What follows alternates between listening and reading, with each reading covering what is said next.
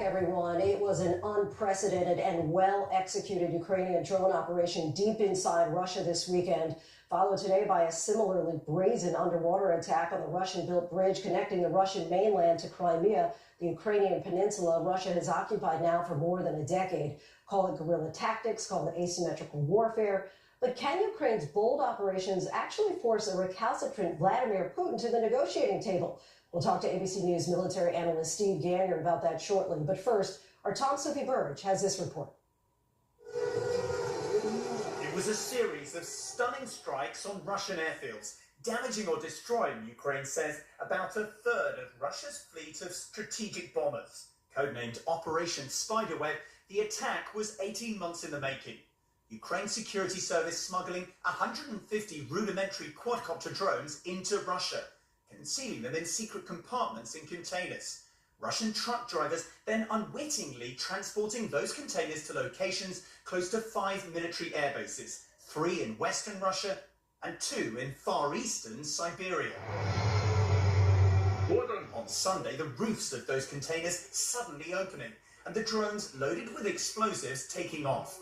Each drone, Ukraine says, then piloted remotely towards a target.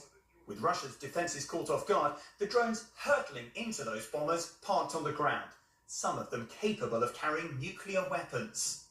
Satellite imagery showing several badly damaged planes at 2 of the Russian air bases. Ukraine's Secret Service saying it destroyed a dozen aircraft and damaged around 30 more. It was a remarkable move from Ukraine, proving that despite being outgunned and outnumbered on the battlefield, it can still land impressive and embarrassing blows to the Kremlin, destroying the very aircraft which have been pounding Ukrainian cities with cruise and ballistic missiles for more than 3 years. And not for the first time, Ukraine's showing the world new ways of waging war, pioneering tactics, destroying sophisticated aircraft built for tens of millions of dollars, with drones costing just a few hundred.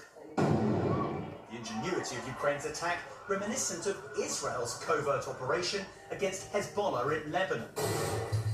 Pages and walkie-talkies secretly loaded with explosives, distributed to Hezbollah and used by its members. The pages simultaneously exploding, then the walkie-talkies the day after, killing more than 30 people, wounding around 3,000. Today, with Russia still reeling from Sunday's drone strikes, another Ukrainian operation.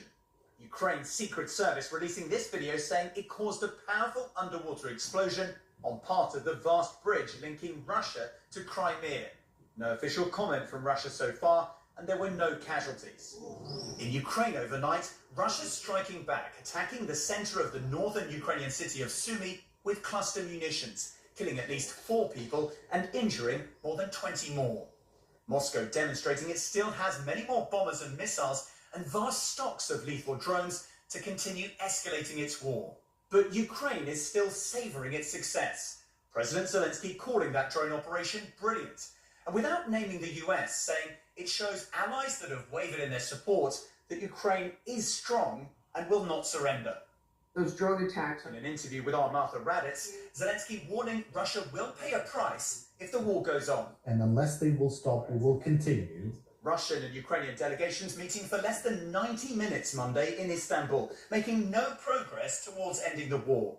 Russia is now reportedly mounting a major summer offensive in eastern Ukraine. Today, one of Putin's top officials calling for the complete destruction of the Ukrainian regime and promising an even harsher retribution for that devastating Ukrainian drone attack deep inside Russian territory.